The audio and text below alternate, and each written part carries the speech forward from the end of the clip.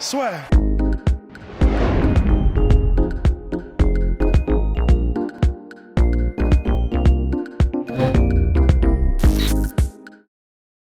Bien, bonjour à toutes et à tous et bienvenue dans le podcast La Sueur avec Mister Badak. Bonjour Mister Badak, comment allez-vous? Salut Guillaume, ça va bien, impeccable et toi? Ça va super. Donc Mister Badak, pour celles et ceux qui l'ignorent, qui avait fait un podcast, on avait fait quoi? C'était les espoirs du MMA français, je crois. Mais ouais, c'était il y a longtemps. Donc Mister Badak, c'est notre référent gaming qui avait fait une apparition furtive pour Last of Us Partout et qui là revient pour valider ou pas UFC 4. Ouais, on est arrivé un peu en mode clandestin du podcast. Là, en disant qu'on arrive un peu en mode bon, ça y est, on se pose un peu, quoi. Exactement. Alors, UFC 4 déjà, pour celles et ceux qui auraient la flemme d'aller au bout du podcast, t'en as pensé quoi? Et la note, parce que il met une note, Mister Badak, à chaque fois. J'adore. Il met une note, le garçon. Moi, je lui ai mis direct 8 sur 10 parce que j'avais des bonnes sensations de combat. Ensuite, en gros, ils ont voulu vraiment attraper un autre public plutôt que les puristes. Ils ont essayé, tu sens que ça peut fonctionner sur certains modes, mais j'ai quand même le sentiment que encore une fois cette année, ils vont avoir du mal à attraper d'autres joueurs que les aficionados de la dernière heure, quoi. Mais c'est mon sentiment. Après, c'est clair, quelqu'un qui connaît pas le jeu, qui découvre un peu le MMA, ou même qui connaît bien le MMA, qui a jamais joué à un UFC, franchement, là ça se tente. Franchement. D'accord. Et donc là, les gens ont le combat. Donc Ngannou, une petite partie du combat Ngannou, Miocic, number 2 en fond. Les graphismes, parce que c'est vrai que c'était une des grosses critiques là sur les premiers trailers où les gens avaient un petit peu craché dessus. Moi, là, sur ce que je vois, c'est pas mal. Après, même si, moi, ma petite critique, c'est mineur, tu vois, modélisation au niveau de la morphologie des combattants, là, j'ai du mal à les reconnaître. Le visage, oui, mais morphologie, je trouve que c'est un peu bizarre toujours. Ouais, c'est pas faux. C'est vrai que déjà, il faut dire une chose, c'est que le jeu est sorti un peu en mode oh merde, tiens, on l'avait dans la valise, Ouais. Finalement on le sort, quoi. Parce que moi, je me suis remis à UFC 3 pendant le confinement et je me dis tiens, c'est bizarre, l'UFC 4, on n'a pas de news, c'est un peu étrange. Et j'avais vu qu'il sortait normalement à l'automne. Et puis finalement, c'est pendant la Fight Island. On a un trailer qui sort de nulle part après l'event, et je me souviens, je t'envoie un message, je fais c'est quoi ce délire? Il sort déjà UFC 4, et du coup ils ont fait la promo sur un mois, et c'est vrai que passer de l'automne, alors je ne sais pas si ça avait été une période qui avait été validée, mais en tout cas si c'était le cas, passer de l'automne à août, je me dis oh là, ça me fait un peu peur. Et c'est vrai que graphiquement, je trouve que tu as raison. Je vais me baser sur deux choses. Déjà, tout ce qui entoure la cage. Les animations, le public, les trucs un peu, les entraîneurs, etc. Je trouve que c'est pas dégueulasse, franchement. Ça pourrait peut-être être mieux, mais encore une fois... Oui, c'est vrai, là, les gens peuvent le voir, ouais, non, c'est assez bien fait. Encore une fois, je le précise à chaque fois dans mes tests, moi je joue pas sur PS4 Pro, donc peut-être qu'il y a encore quelques petits changements qui peuvent avoir lieu. Après, au niveau des combattants, déjà ce qu'il faut savoir, c'est quand on est dans les menus, avant on avait le combattant lui-même, et puis après, avec les gâchettes, on passait, etc. Maintenant, en fait, ça rappelle un peu les jeux d'arcade qu'on avait d'antan, je dirais, genre les Street Fighter, Tekken, c'est-à-dire que sur les côtés des écrans, les deux extrémités, on a les têtes des combattants. Et si après, du coup, tu le vois après en plein milieu de l'écran, mais si tu connais pas les combattants, d'emblée comme ça, tu te dis, ouais, à des moments, tu as même du mal à les reconnaître, en fait, parce qu'ils sont vraiment tout petits. Et après, des moments, tu es là, tu fais, alors, attends, il est où le truc, tu sais plus quoi. Après, quand c'est pendant le combat, je trouve quand même que, d'un point de vue morphologique, il y en a sa page, genre par exemple Ngannou, je trouve qu'il est super bien fait. Ouais. Et après, il y en a d'autres, tu sais pas, c'est un peu bizarre, quoi. Par exemple, alors, c'est mon avis, je prends Khabib Nurmagomedov, ouais. Je le trouvais un peu trop carré, en fait. Alors, peut-être que, je connais pas non plus sa musculature de A à Z, mais je le trouvais un peu trop carré. Voilà. Bon, après, c'est peut-être du détail Non, mais c'est vrai. C'est vrai, j'avais vu aussi, moi, des vidéos avec que c'était Paul Felder et Cerrone, où en gros, les visages sont très bien modélisés, mais par contre, le corps, c'est pas du tout eux. C'est un espèce de mec hyper longiligne. Ouais. Voilà. Alors, par exemple, la différence d'Ngannou dans UFC 3, je trouve qu'au niveau du visage, ils auraient pu s'améliorer. Là, bon, bah là, clairement, tu le reconnais très bien, et même d'un point de vue morphologique, ça correspond très très bien. Donc, et puis, Ouais, vas-y. non, mais ce qui est très drôle, en fait, parce qu'on parle comment dire, de morphologie, il y a un nouveau mode présent dans le jeu, ce que je trouve, mais alors là, je pense que c'est plus pour le délire, hein, c'est clair. Tu as ce qu'on appelle le poids libre. Donc, en gros, tu peux faire un Khabib contre Stipe. Moi, je me suis amusé à faire un truc totalement improbable, Khabib contre John Dodson. D'accord. Ok. Et donc, si tu veux, tu peux faire un combat flyweight contre heavyweight. Ouais, voilà. Non, enfin, ça se limite à. Enfin, tu peux pas aller. Il y a certaines catégories, tu peux pas aller justement dans les extrêmes, on va dire. Ok. Mais en parlant d'extrêmes, par exemple, souvent l'UFC. Alors, au tout début, je me souviens, UFC 2, fallait faire un code, comme un Konami code, si tu préfères, pour avoir Joe Rogan. Ensuite, ils sont passés à. Bon, allez, on assume. On met Bruce Buffer, on met Dana White, etc. Là, quand tu fais le poids libre, tu peux faire un Bruce Buffer contre Conor McGregor, par exemple. Il est dedans. Bon, Bruce Buffer, disons qu'il est très athlétique, hein, quand même. Je trouve que limite, il envoie bien. Bah, j'avais envoyé une capture où limite, il finit Conor en soumission, quoi. C'est Ouais. un peu improbable, mais c'est pour le délire. Franchement, je pense que c'est vraiment pour le délire. Donc, Ok. Bon, voilà. et au niveau du roster, alors? Parce que là, bah, on vient de venir à bout d'un extrait du combat Ngannou contre Miocic où tu roules littéralement sur le champion actuel. Alors, je sais pas combien de knockdowns il lui faut avant d'être mis KO, mais c'est hyper impressionnant sa capacité de récupération. Au niveau du roster, est-ce qu'il y a tous les combattants ou c'est quand même assez restreint? Non, franchement, ils ont mis le paquet. Alors, encore une fois, c'est-à-dire que quand tu arrives sur la page pour choisir ton combattant dans un combat tout à fait classique, je dois t'avouer que limite, tu te perds un peu. Parce que entre les visages qui sont sur les extrémités et ensuite, il faut jouer avec les gâchettes pour changer de poids, du coup, tu sais plus. Et Et oui, après, surtout que t'as même pas les noms qui s'affichent. Là, les gens peuvent le voir, hein, parce que là, ils ont effectivement, là, ils sont en train de voir que oui, les niveaux, t'as que les visages qui s'affichent. Donc c'est vrai que c'est compliqué. Ouais. voilà, puis après, tu peux changer parce qu'au début, sur chaque catégorie, ils te mettent le top de la catégorie, puis après, tu peux aller encore plus loin. Non, franchement, t'as tout. Mais t'as tout, t'as même des légendes. Genre, je parle de lui parce que je l'adore, genre Kimbo Slice, c'est celui que j'affectionne tout particulièrement. Mais c'est-à-dire que tu vas aussi retrouver, par exemple, chez les femmes, Micha Tate, Ronda Rousey, enfin, t'as tout. T'as tout. T'as vraiment, sauf peut-être à la rigueur un combattant que tu viens de voir et qui serait pas dispo. Mais sinon, franchement, il y a de quoi se faire plaisir aussi bien chez les femmes que chez les mecs, quoi. Et toutes D'accord. catégories confondues. Et franchement, même à la fin, t'es là, je me mets à la place du gars qui connaît pas du tout l'UFC, qui découvre un peu le MMA. T'es là, tu te paumes, hein, clairement. Tu vas pas aller plus loin parce que, genre, pour chaque catégorie, tu dois avoir 2-3 pages de combattants. À la fin, c'est comme Google, quoi. Tu prends le premier D'accord. résultat parce qu'à la fin, tu sais plus, quoi.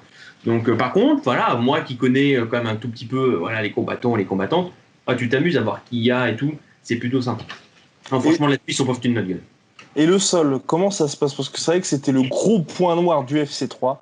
C'est que clairement, t'avais aucun intérêt à aller au sol, si tu voulais tout simplement prendre du plaisir. Et toi, quand t'as pris Khabib Nurmagomedov, est-ce que t'as pu aller au sol? Et surtout, est-ce que t'as aimé ces phases au sol?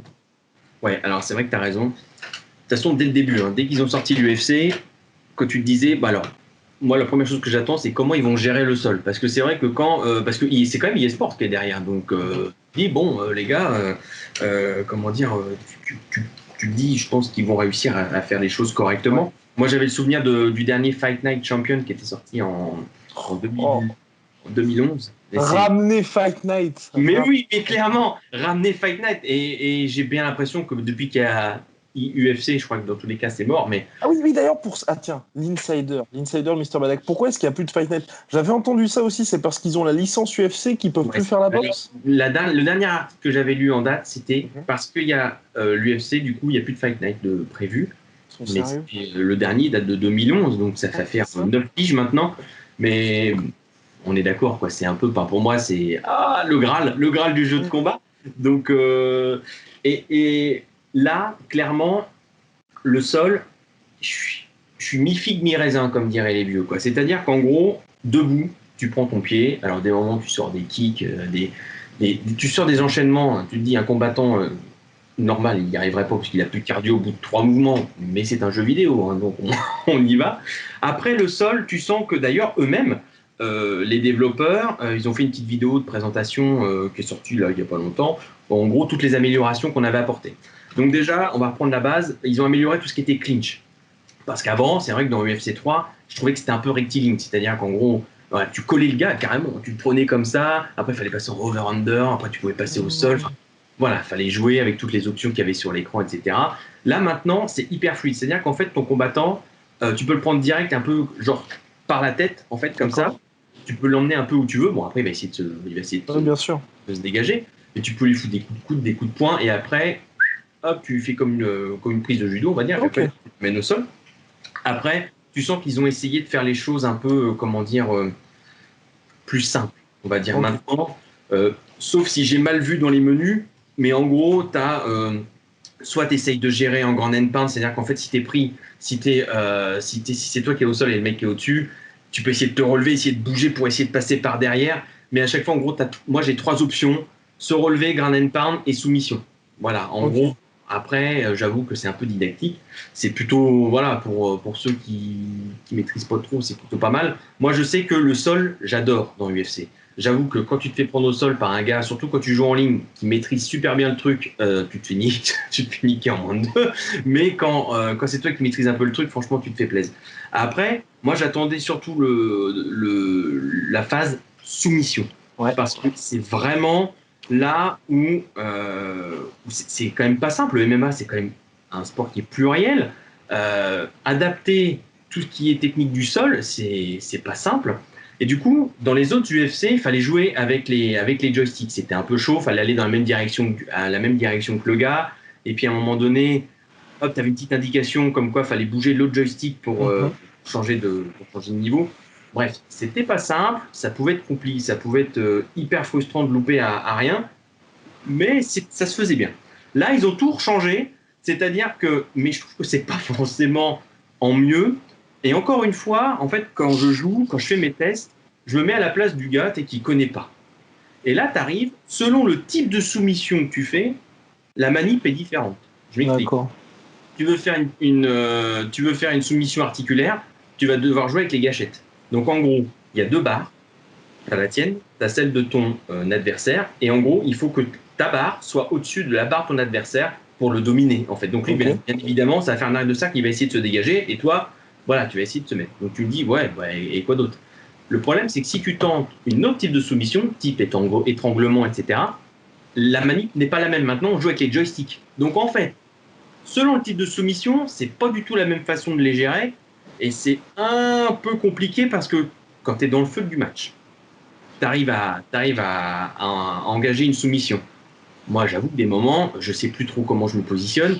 C'est vrai que tu vois plus trop. Donc des moments, tu hésites. Ah mais putain, merde, c'est vrai. Donc imagine, tu arrives à l'engager. Tu as l'ambiance sonore derrière, avec les commentateurs qui vont. Alors moi, je mets qu'en VO, je mets pas en VF, mais du coup, ils sont là en train de dire allez, vas-y, verrouille. Tu as la musique, tu as le cardio, parce que tu sens que le cœur il bat, puis tu as le public. Voilà, donc en fait, tu n'arrives pas à te concentrer. Et du coup, écoute, je peux te dire, parce que moi, je joue sur tous les niveaux de difficulté.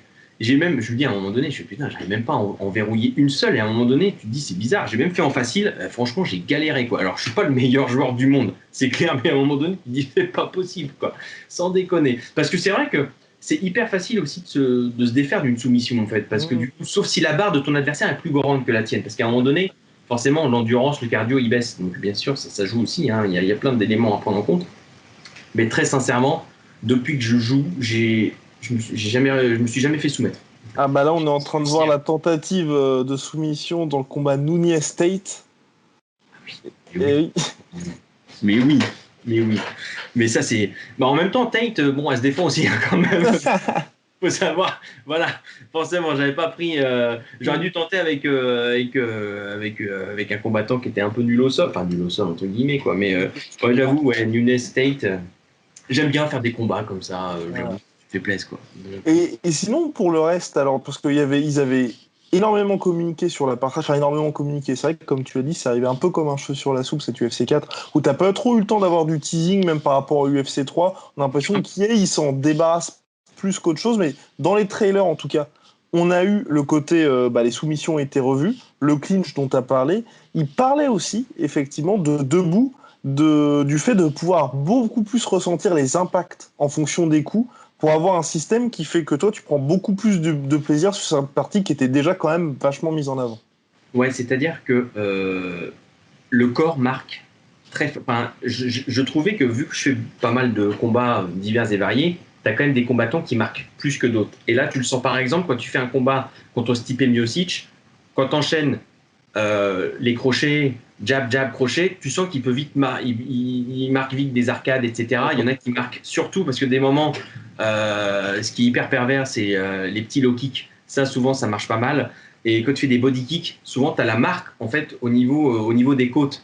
Et c'est vrai que tu ressens davantage parce que par exemple, tu peux aussi bien faire je prends un uppercut.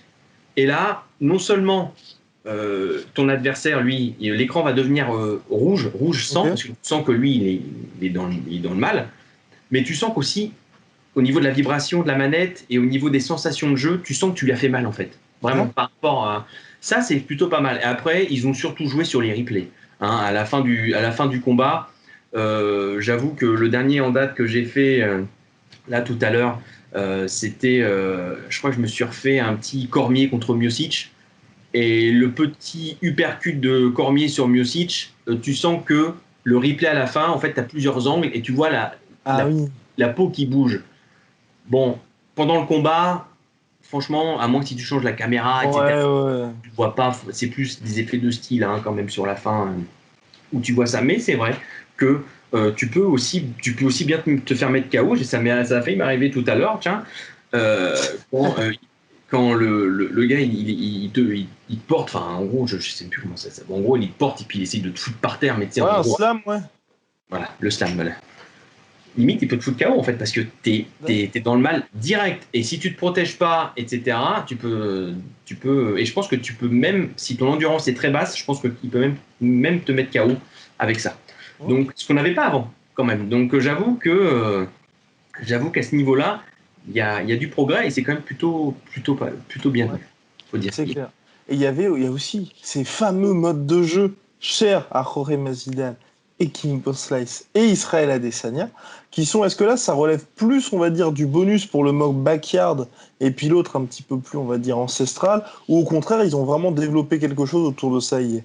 Non, ben alors, c'est une excellente question parce que au début, tu vois, tu arrives, tu joues et tu te dis putain, c'est bizarre, c'est quoi ces modes de jeu? Parce que toi, je me rends parce qu'en fait, avant d'écrire des tests, je lis rien, je regarde rien. Comme ça, moi, j'ai Ok. un regard neutre. Plus tu avances dans le jeu, tu te dis ça, c'est bizarre, c'est quoi ces modes de jeu? Donc à un moment donné, hop, tu fouines, et en fait, ce sont des arènes, en fait. Ah, oui, C'est-à-dire que d'accord. quand Ok. tu fais des combats, au lieu d'être à la T-Mobile Arena, tu es dans la cour du jardin de Monsieur Martin, ou tu es dans cette espèce de cave souterraine avec des têtes de serpents. Limite, tu es dans Kickboxer, en fait. Pour moi, Ouais. t'es dans Kickboxer, quoi. Et en fait, c'est juste ça. Alors, par contre, le mode backyard, autant, ouais, t'es dans la cour de ton voisin, quoi. T'as une cage en mode grillage.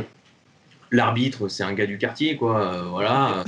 C'est carrément, pour moi, c'est un hommage à, comment dire, aux vidéos de Kimbo Slice. Oui, c'est ça, ouais. Clairement. Complètement. C'est clairement ça. Après, ce qu'ils appellent, en fait, l'arène s'appelle Kumite. Donc, Oui, en fait, c'est ça. c'est en mélange entre Kickboxer, en Bloodsport et Mortal Kombat, si tu préfères. Mhm. Parce que déjà, l'environnement graphique de ces deux modes-là change. Euh, Kumite, t'es vraiment dans Mortal Kombat. Non seulement tu as l'ambiance sonore, t'as des gars qui parlent Let's go, enfin, c'est le truc. Ok. D'accord. Même ouais, je te jure, c'est hyper bizarre. Même niveau, puis tu sais, t'as les gants en mode. Ouais, comme dans Kickboxer, clairement. D'accord. C'est plus. Ouais, ils te vendent ça en mode. Moi, j'avais vu dans le trailer, t'as vu ces modes-là, tu dis, wow, je me dis, ça se trouve, on va démarrer en mode carrière, tu sais. Ouais, avec des tournois ou des... Oui, moi, je pensais à Mais ça. voilà, Oui. tu démarres comme ça, puis après, je sais pas, tu pars dans un délire, tournage de film, enfin, tu t'imagines Mhm. des trucs, quoi. Non, non, en fait, c'est juste deux arènes, tu choisis, puis voilà, quoi. Mais il y Bon, a. bah, c'est marrant, quoi. Enfin, pas de là à les mettre autant en avant. Oui, voilà, c'est marrant, mais de là à les mettre en avant, ouais, non, ouais, c'est histoire de dire, regardez, on a mis deux arènes supplémentaires. Je pense qu'on est cool, ils sont cool, ils les ont pas mis en DLC, ça aurait Oui, pu. c'est ce que j'allais dire, exactement. Non, non. Ouais, ouais, c'est plus pour le fun. Mais c'est pas le mode comité. Moi, j'adore. D'accord. Ok. Et le fameux mode carrière. Alors, on en avait parlé avant ce podcast-là. Il y a des choses à dire apparemment. Alors, qu'est-ce que tu en as pensé? Ils avaient justement mis en avant sur les réseaux sociaux, enfin sur les réseaux sociaux, sur les trailers, cette fameuse possibilité d'interagir sur les réseaux sociaux, de pouvoir pourquoi pas faire du trash talking. Toi, dans sa globalité, qu'est-ce que tu as pensé du mode carrière? Alors, le mode carrière, c'est pareil, il y a à boire et à manger. C'est vrai qu'au début, le jeu s'ouvre sur le mode carrière. Dans les autres UFC, le jeu s'ouvrait sur le combat face. Oui, complètement. C'était quoi? Lawler McDonald sur 3, je crois. Je crois que c'était ça. Un peu. Non, c'était, il me semble, Connor Ned Diaz, il me semble. Ah, peut-être. Ouais, oui, peut-être sur. Oui, ça devait être sur UFC 2. Lawler et sur le 3, c'était Conor Diaz, ouais, complètement. Mais, et du coup, là, tu arrives et en fait, tu débutes ton mode carrière. La caméra subjective et tout. Les gars de l'UFC t'attendent pour faire de la promo. Tu te dis, ah, enfin, un mode scénarisé comme Fight Night Champion. Tu dis, mais oui, on en rêvait. Et c'est cool, tant mieux, ça arrive. Alors, le truc qui perturbe un peu, donc tu arrives, mode carrière, etc. D'emblée, il faut créer ton avatar. Moi, c'est le genre de truc que je suis pas fan, dans le sens de base, où j'aime bien faire une carrière avec un combattant qui est déjà créé, par exemple, Ngannou, Kimbo Slice. Ouais, je joue beaucoup chez les heavyweight, j'avoue. mais disons que là, il faut créer son avatar. Donc, en fait, toi, tu arrives, tu as juste envie de jouer. Donc, en fait, j'avoue que j'ai fait un truc en mode à l'arrache, 2-3 tatouages, un short, machin. De toute façon, au début, tu peux pas faire énormément de choses. Le truc qui est sympa, tu peux rajouter ton identifiant Twitter. Donc, moi, Mister Badak, mais par exemple, si tu joues en ligne, le gars, s'il veut te choper sur les réseaux sociaux après, ça peut être sympa. Et du coup, tu démarres là. Donc, tu crées ton personnage et en fait, tu apprends que voilà, tu es un gars. Enfin, ça commence par l'intervention de Coach Davis. Le gars qui se fait appeler comme ça, Coach Davis. Tu sais pas d'où il sort, le gars. Mais en gros, il raconte un peu ton histoire. Toi, tu es un gars, tu as démarré sur un parking de supermarché. C'est vrai, l'arène est sur un parking de supermarché. Et, petite anecdote. J'arrive, premier fight. Moi, quand c'est comme ça, je m'étais remis un peu à UFC 3 comme un con, quoi. Je me dis, bon, allez hop, je repère les mouvements et tout. Moi, j'arrive, je veux emmener au sol direct, sauf que les touches ont changé. D'accord. Donc, j'ai voulu tenter un single leg, je me suis pris un uppercut, je suis mort au bout de 30 secondes. Et du coup, en fait, non, mais grave, mais le gars, loser. Et en fait, du coup, bon, bref, le mode carrière démarre. Le mode carrière terminé, c'est bon pour acheter un autre jeu. Merci, salut, au revoir. Et ensuite, voilà, hop, le gars il raconte, voilà, il a perdu, mais bon, il a le cœur vaillant, donc on y va. Et du coup, en fait, le gars, il vient de voir. T'as des petites cinématiques, c'est plutôt bien fait. Hein. C'est qu'en VF, donc quand même, les gars, les VF sont chauffés. Ouais, les VF sont bien. Il y a même ton perso à toi, il parle un peu. Bon, c'est pas énorme, mais disons que bon, ils ont fait l'effort de le faire parler, et ça c'est plutôt cool. Et après, on rentre dans le vif du sujet. C'est-à-dire que tu vas être entraîné par Coach Davis. Coach Davis, tu vas le voir beaucoup au début, et après tu le vois plus.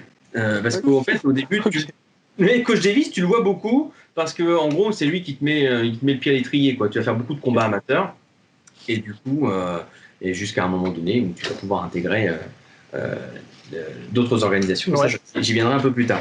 Donc en fait, tu arrives dans le mode carrière, et là, ils se sont améliorés. Il faut dire ce qui est. Parce qu'avant, l'UFC 3, pour ceux qui n'y ont pas joué, en gros, le mode carrière consistait à dépenser des points qu'on avait chaque semaine, parce que du coup, le fight choisissait... Enfin, tu avais un certain nombre de semaines. Oui, pour ton training camp, pour ces... Ouais, c'est ça.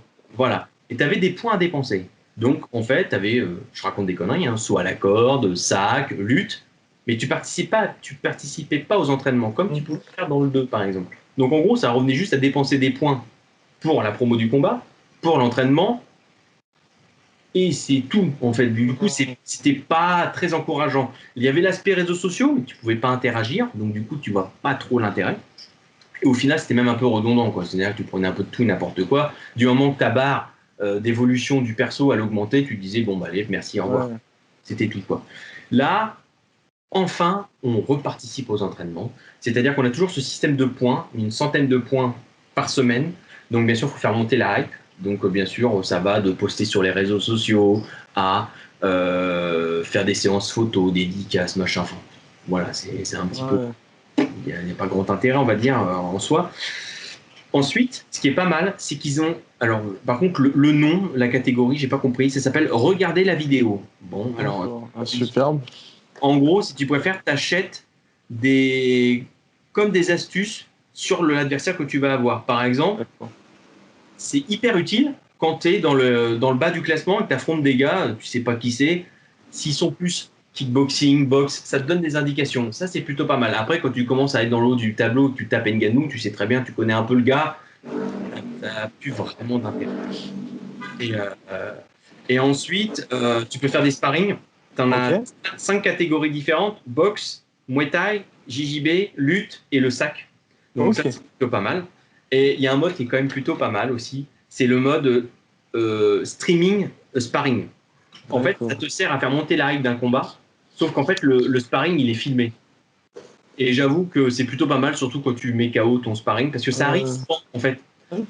Il est là le problème. C'est-à-dire que des moments, ça arrive de mettre ton sparring partner souvent KO, mais le problème, c'est qu'après, il est indisponible pendant un certain temps parce qu'en fait, il est blessé. Parce que tu l'as mis à chaise, le gars.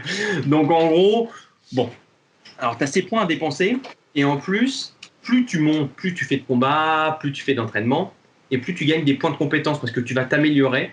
Et du coup, tu dépenses tes points de compétence. Et là où c'est bien fait, c'est que des moments, plus tu t'entraînes, plus ce qu'ils appellent je crois qu'ils appellent ça le fitness, il passe de bas à très bon. Il ne faut pas qu'il aille en surentraînement. En fait, d'accord.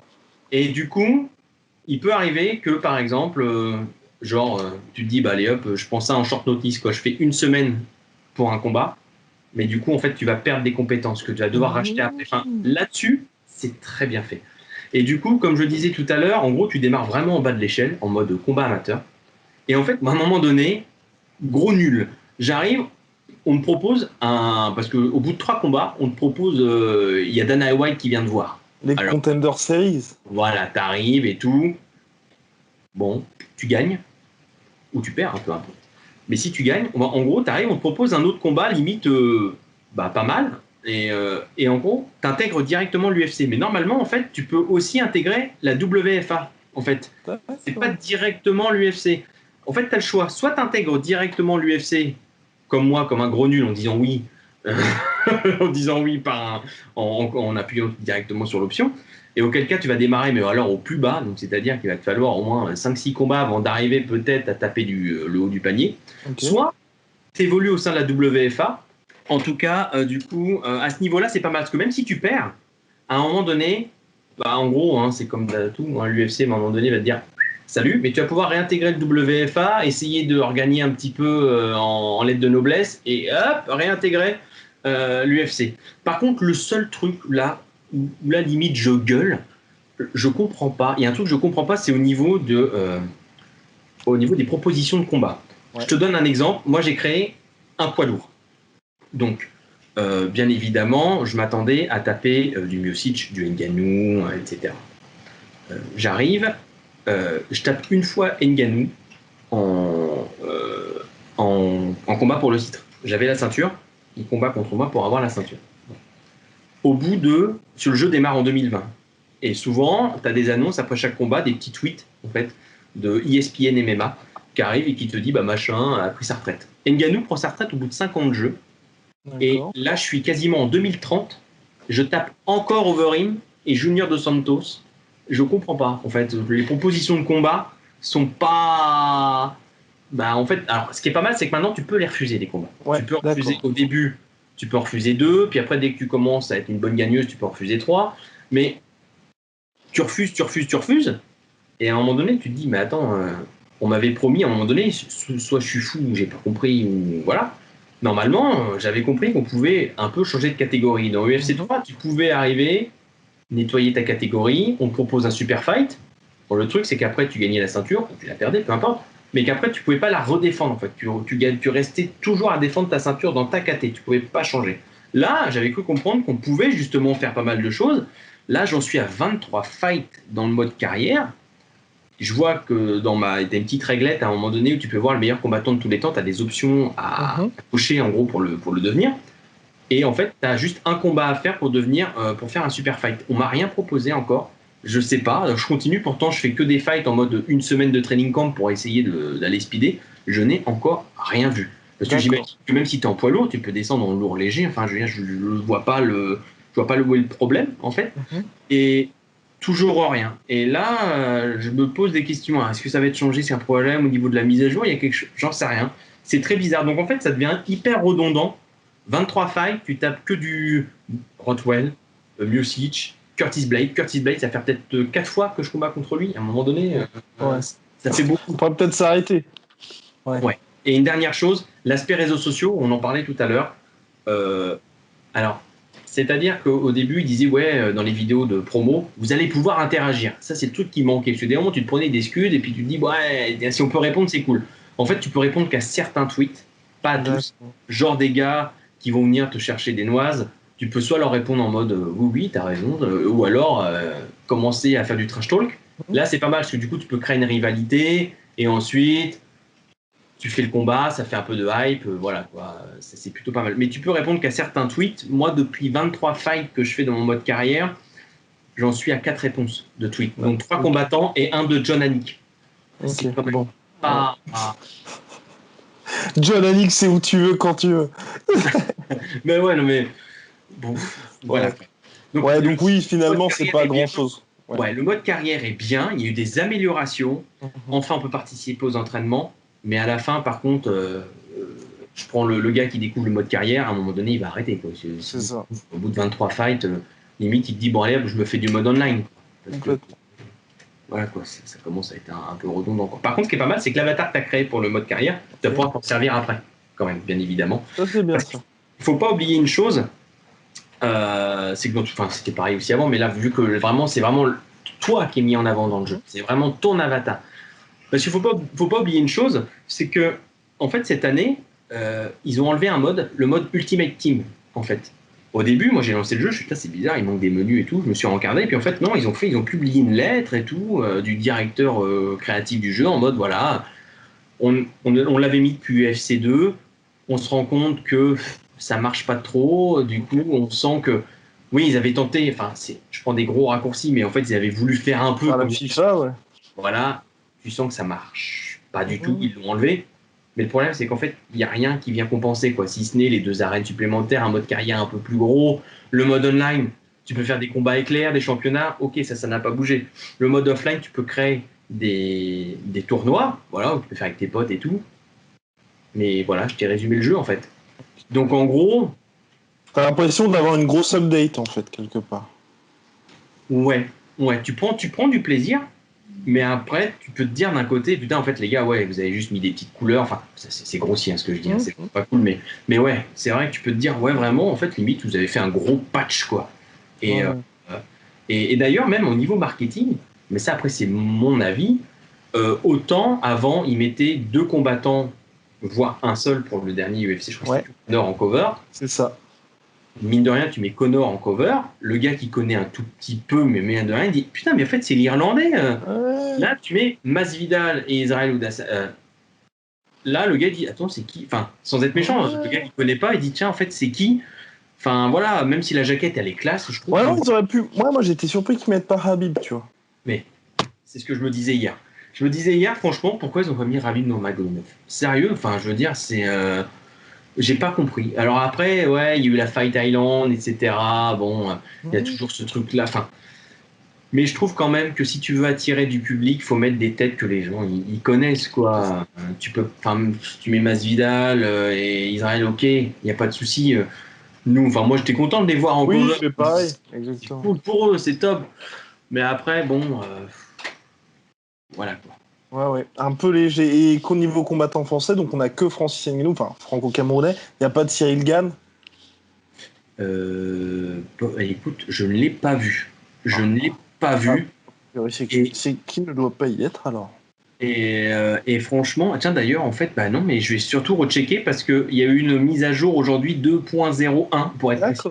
Donc je vais quand même aller rechecker parce qu'on ne sait jamais et ils ont peut-être mis à jour leur lot de combattants. Ouais, complètement. Ouais, mais par contre, c'est vrai qu'à ce niveau-là, il y a juste un truc, en parlant des Français, je trouve qu'au niveau doublage VF, franchement, ils auraient pu prendre Taylor et Antoine Simon, les gars des RMC, quoi. Parce que là, très sincèrement, j'ai mené l'enquête, je sais même pas qui fait les doublages. D'accord, ah oui, ok. Et franchement, non. Enfin, moi, j'ai tout de suite zappé, quoi. En fait, en plus, quand tu démarres le jeu, c'est en VF. J'ai tout de suite mis entre la VF et John Hannick, DC Cormier, parce que c'est DC qui fait Oui. les Parce que Joe Rogan n'aime pas du tout faire les doublages des jeux vidéo. Exactement. Mais DC, il est énorme. À un moment donné, pour te dire, je crois qu'en fait, je me demande s'ils ont même pas repris des captures, enfin, sonores des vrais combats. Oui. Parce qu'il suffit que tu tapes un vrai beau KO, tu le sens, il fait ouh, tu sais, genre comme il fait d'habitude, même il est mort de rire. Et franchement, ça donne de l'authenticité au combat. Et ça, c'est cool. Parce que la VF, non. Je suis désolé, mais non, je peux pas. Eh bien, nous repasserons pour la VF, pardon. On a été complet sur le jeu, je pense. Ouais, si, il y a juste une chose qu'on n'a pas dit, c'est que autant dans UFC 2, tu peux jouer avec Tyson, autant là, tu peux jouer avec Anthony Joshua et Fury. Tyson Fury, pour ceux qui l'ont pris en précommande, a priori. Voilà, c'est ça. Nous, dans la version qu'on a, on pouvait pas jouer avec eux parce qu'ils n'étaient pas dispo, tout simplement. Il y a toujours Bruce Lee qui est là. Le gars est toujours présent. Il répond toujours présent. Mais c'est vrai que du coup, je sais pas ce que vaut Joshua et Fury, voilà, au niveau combat. Ils sont bien notés, ça c'est sûr. Mais par contre, j'ai pas pu les tester. Ok. Eh bah, à suivre. En tout cas, ça sort là. La vidéo, elle est sortie à 21h ce vendredi 14 août. Le jeu sort aujourd'hui, je crois, en plus. Exactement. Est sorti ? Ouais, il est sorti aujourd'hui. Et bah voilà, pas formidable. Bah maintenant, on vous laisse tester. On espère que ce format vous a plu, parce que Mister Badak maintenant viendra faire des apparitions plus ou moins furtives pour un peu toutes les nouveautés, aussi bien en sport que pour le reste. Bah, c'est vrai que les MMA, je veux dire, on peut pas détrôner Rust et vous là. Vous êtes vous êtes les rois du truc. Et puis du coup, pour la partie gaming, on va essayer de trouver des formats de ce genre-là. C'est intéressant, c'est pas mal. Et complètement. Mais parce que sinon, jusqu'à maintenant, c'était exclusivement sur le site. Voilà, c'est ce qu'il faut dire. Ouais, exactement. Puis on se développe, on se modernise. Voilà, exactement. on est en 2020, les gars. Bon bah voilà, merci beaucoup, monsieur. À la prochaine. Ciao. Swear.